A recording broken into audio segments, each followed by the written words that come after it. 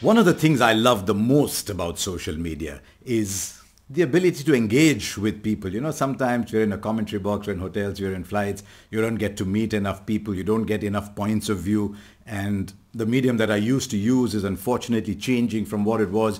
So I was always hoping when I started this YouTube channel that I could engage with people much more. Feed off your ideas, because sometimes your ideas are actually far better than ours, and generally have a dialogue.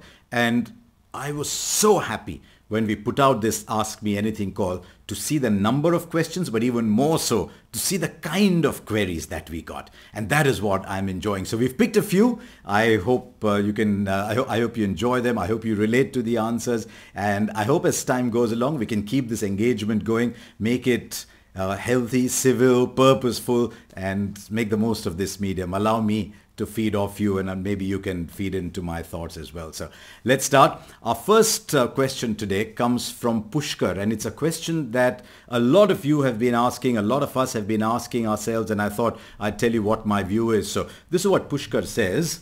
What's your take on the impact sub rule, the pros and cons? Like Rohit said, is it hurting Indian cricket more than the benefit it brings to IPL's entertainment quotient?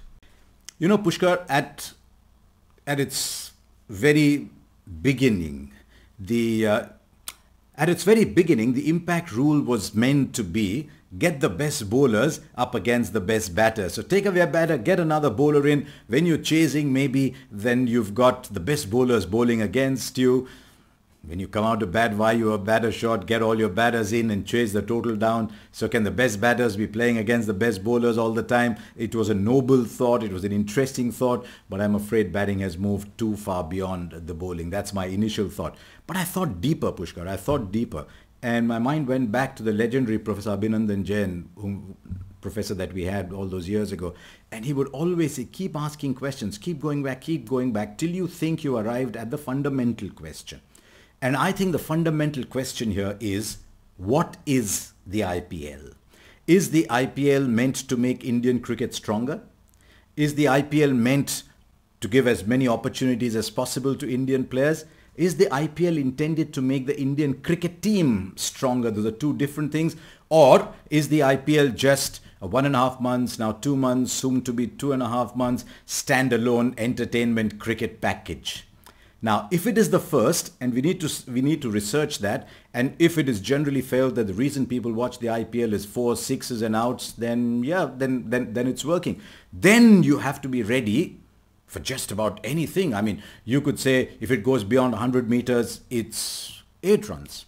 If you swing 3 times and miss, then you lose 5 runs or you lose 10 runs.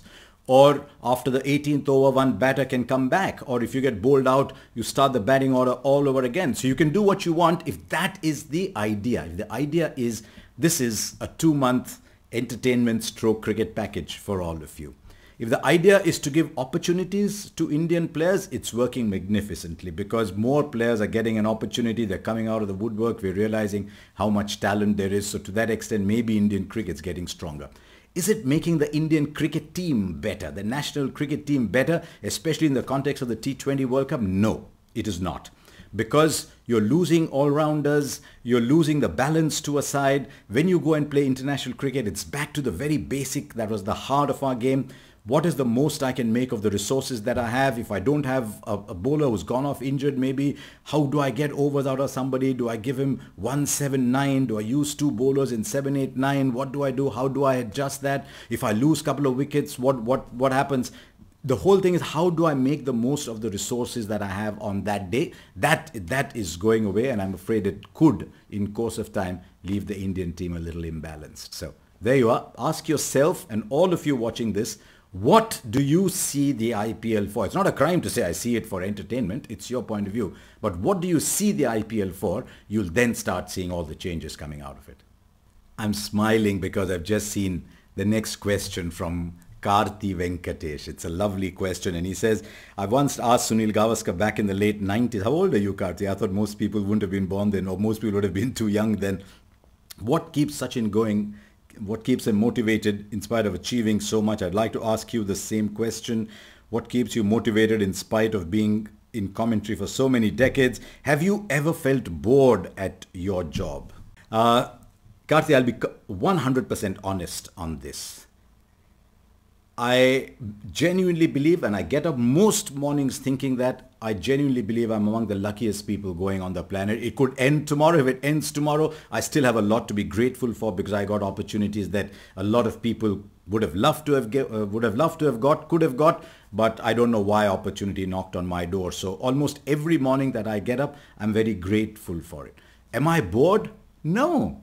Why would I get bored when I'm getting paid to see wonderful athletes showing how good they can be? No, I've not been bored. There are some games where they just meander and go along. You're not sure of those games, but you're never actually bored of your profession. The other thing is, when you're bored of your profession, if you ever do, then you stop giving 100%. It's like a journalist who's got the bylines. A journalist once told me, I just sent some rubbish today.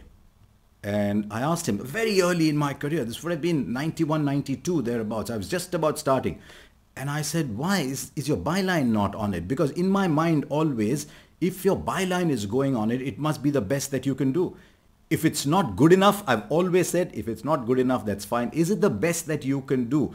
Because there has to be a pride associated with your name on it. If I get bored, I will not do myself justice and I will not be honest to the money that people are paying me to be able to engage with all of you. So, no. Tired some days, but never bored.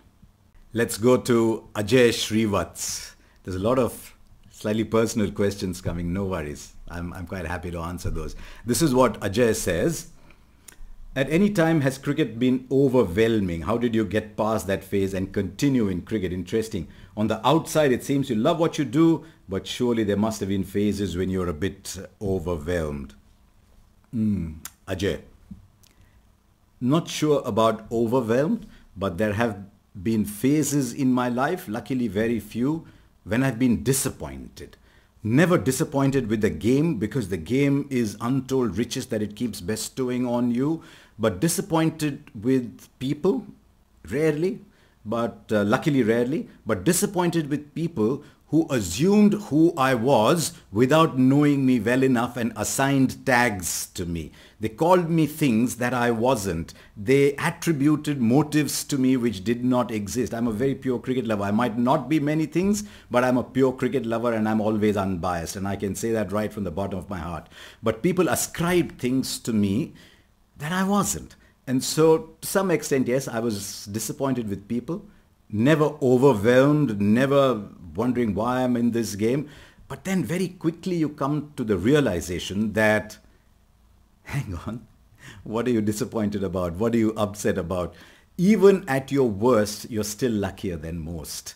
And I've always told myself that when I'm down, hang on, I'm still luckier than most.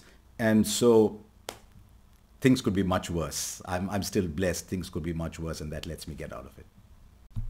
Let's go on to Sheel Shah. Sheel, you asked me a question that a lot of people have asked me. People nudge me on the airports and ask me that. Someone sitting next to me on a flight asks me that. See how I talked about travel. That's what I do most times. I go to a party, I go and meet people. People ask me that. And your question is, how do you balance being a fan and a broadcaster with so much going on around you with the match that is going on? So when you're a broadcaster, being a fan is not an option. If it was an option, you could go to it, but it is not an option. It is non-negotiable. The game might be headed in a direction that you do not want it to, but at the heart of it all, your job as a broadcaster is to tell the story of what is happening to a very wide audience. As my friend Alan Wilkins always says, there's a reason it's called broadcast and not narrowcast. It goes out to everybody. So irrespective of where the match is headed, whether you like it or no, you have to tell the story of the game. Yes, sometimes you're feeling, I didn't want that to happen. That comes after the last ball is bowled. You have to get rid of being a fan just before or as far away from the game as possible. You've got to rid being a fan. But once the game starts, no, you cannot be a fan. I notice some trends in that direction, with broadcasts becoming player-centric rather than team-centric. If you want to appeal to fans, if you think that is what fans want, well, if that's what your business plan is, that is fine. But increasingly, if you start to expect the broadcaster to be a fan as opposed to being a neutral storyteller, then I have a problem. And maybe if that continues, I'll be a viewer asking people questions. I don't think I'll be in broadcasting. I've got a very direct question next. It's coming from Heru. Should Sanju Samson be in India's T20 World Cup team? In my team, Heru, every single day. I like players who are always taking the game forward because that is at the heart of T20 cricket. In my team, not only would Sanju Samson be at 3, but Sanju Samson would be given a long rope because the style in which he plays, he will come off some days and he will not at others. That's the nature of the beast. I loved what Sanju said maybe 2 or 3 years ago. He said, I'm not here to score the most runs. I'm here to score the runs as quickly as possible that will enable my team to have a chance of winning. So I love the way he plays. In my team, it'll always be Sanju 3 and Sky 4. Selectors have to balance many different things. But yes, I love the way those two play. To me, those two absolutely epitomize what T20 cricket is about. Let's move on to Priyanshu Gupta, who asked me a question very close to my heart. Priyanshu says, when are you doing projects outside of cricket again? I absolutely loved Mission ISRO.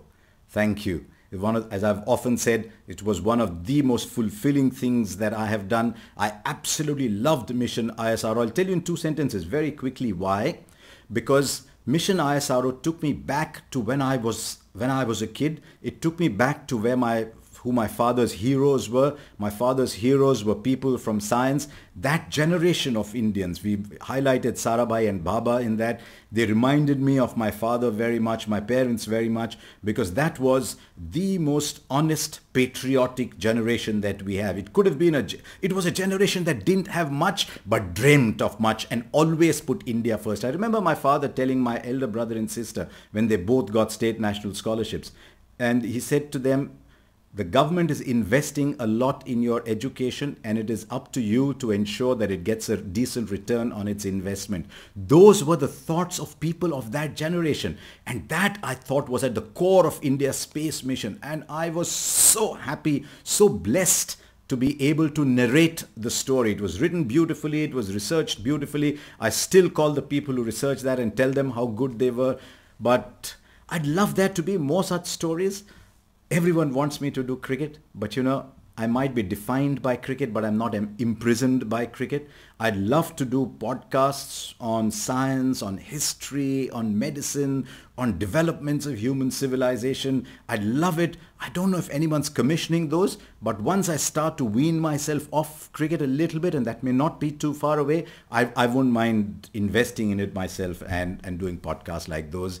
And then I'll go back to the people who wrote Mission ISRO and said, do me a favor, write me another podcast. Tough question coming up from Piyush Zavare. If India is to play Rohit and Kohli in the upcoming T20 World Cup, do you think fitting both of them in the opening spot would be the best combination going forward? Piyush, I'm not sure there is a choice. If you have to play Rohit and Virat, you have no choice but to have them as openers. There's a lot being talked about Virat's strike rate in the middle overs, about his progress against spin, how he strikes at 113 against spin. But remember, we are talking about a world-class, one of the greats of the game, who understands situations. That is something that only experience gives you, understanding situations. But yes, Virat has to set the game rather than being asked to rescue it in such a short form game. And that is why I think if Rohit and Virat have to play, they have to open. Where does Yashasvi play then? Now you know why it's so tough to be a selector.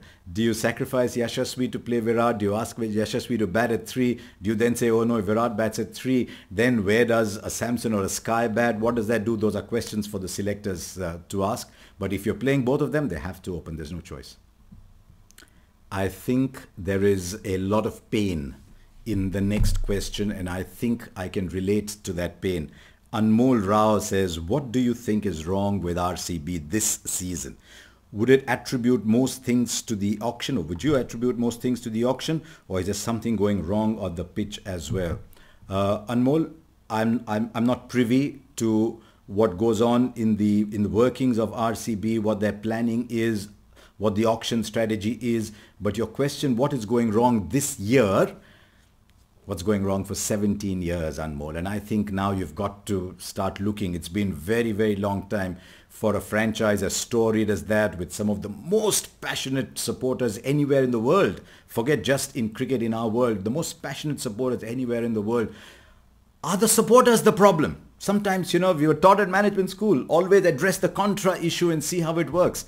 Are the supporters the problem? Are the supporters loving, embracing it so much that you're almost putting pressure on the players to deliver, which sometimes happens with India?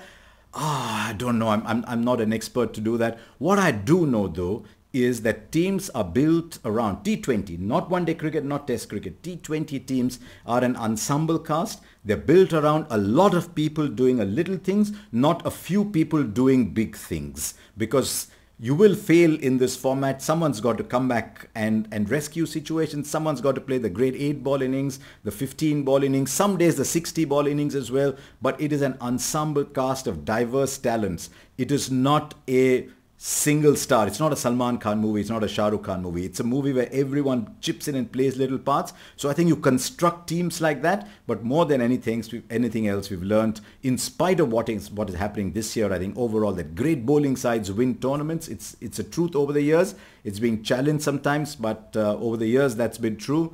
So yeah, maybe that. Look for an ensemble cast. So thank you for watching and do subscribe to this channel.